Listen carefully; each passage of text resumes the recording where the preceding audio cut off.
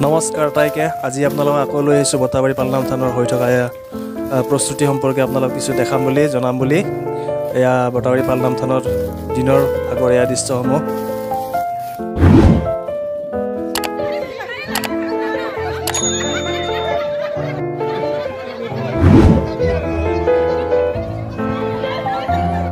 এইবাৰৰ মুখ্য আকৰ্ষণ হিচাপে এওঁলোকে এইখনে চক্ৰ বিহুৰ অনুষ্ঠানখন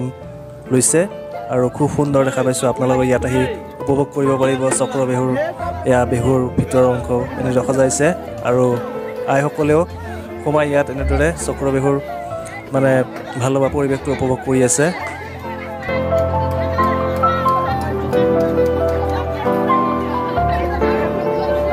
ইমান কষ্ট কৰি আইসকলে আমাৰ তৰুণ তৰুণীসকলে এই অনুষ্ঠানটোৰ কাৰণে কৃপালু বাবীশ্বৰৰ জন্মোৎসৱটো পালন কৰিবৰ কাৰণে যিখিনি আহুপুৰুষাৰ্থ কষ্ট কৰিছে সঁচাকৈ অতি প্ৰশংসনীয় বিশেষকৈ গেটটো তোৰণটো ইমান সুন্দৰকৈ বনাইছে এটা জাতীয় চিনাকিৰে সুন্দৰভাৱে অসমীয়া জাতিৰ এটা চিনাকি আমাৰ অসমীয়া জাতি বাঁহ শিল্প উদ্যোগত যে অতি কাৰিকৰ অতি পাকৈত ইয়াৰ জৰিয়তে প্ৰকাশ পাইছে তাৰপৰা মণ্ডপটো বৰ সুন্দৰ বনাইছে আৰু বিশেষভাৱে এই যে চক্ৰ বিহুটো বনাইছে এটা আকৰ্ষণীয় চক্ৰ বিহুটো বৰ ভালকৈ বনাইছে ভাল লাগিছে মুঠতে আমাৰ গোটেই অনুষ্ঠানটো যিখিনি কাম সুন্দৰভাৱে পৰিচালিত হৈছে তাৰ বাবে সতীৰাধিকাৰ সভানেত্ৰী এগৰাকীক মই ধন্যবাদ জনাইছোঁ তেওঁ ধন্যবাদৰ পাত্ৰ আৰু কালিলৈ আমি ভাবিছোঁ এই যিটো ধ্বজা উত্তোলনৰ বেদীটো তাত নেৰাখোঁ ইয়ালৈ লৈ আহিম আমি সুন্দৰভাৱে আটোম টোকাৰিকৈ দুটা ভেটি বনাই এই সতীৰাধিকা আৰু তৰুণ বিদ্যাৰ্থী সমাজৰ নামত দুটা ভেটি বনাই ইয়াতে তোৰণটো বনোৱা ইতিমধ্যে যতীন বাপুৰ সভাপতিৰ পৰা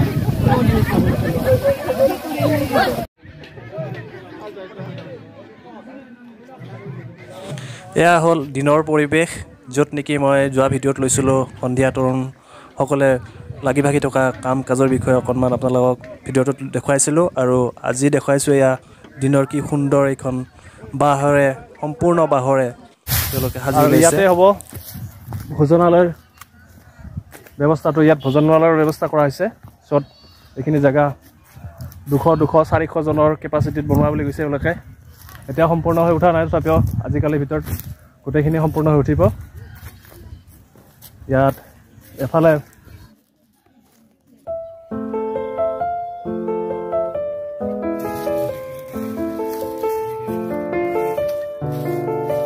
আৰু এয়া হ'ল শিবিৰৰ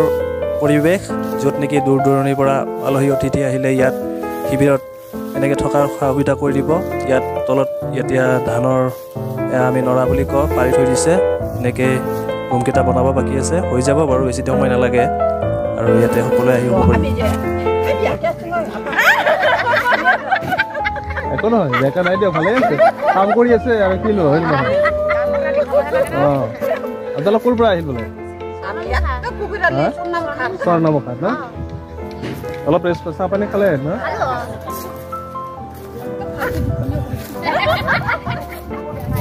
আৰু এয়া হ'ল ৰান্ধনিৰ পৰিৱেশ য'ত ভোজন অন্নমুঠি যা যোগাৰ কৰা হ'ব আৰু শুনিছোঁ ইয়াত প্ৰায় 20টামান চৌকা প্ৰস্তুত কৰি উলিয়াইছে আৰু অকণমান কাম আছে বাৰু যিয়ে নহওক চলি আছে কাম এতিয়া সম্পূৰ্ণ হৈ উঠিব আজিকালিৰ ভিতৰতে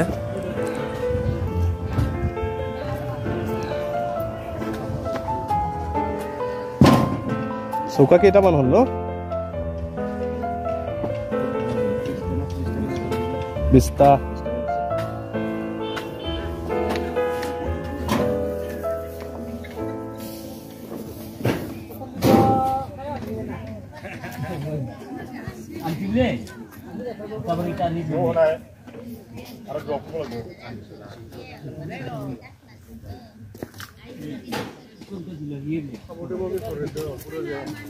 ৰান্ধনী বাপ আহি পাইছে নেকি কৃষ্ণ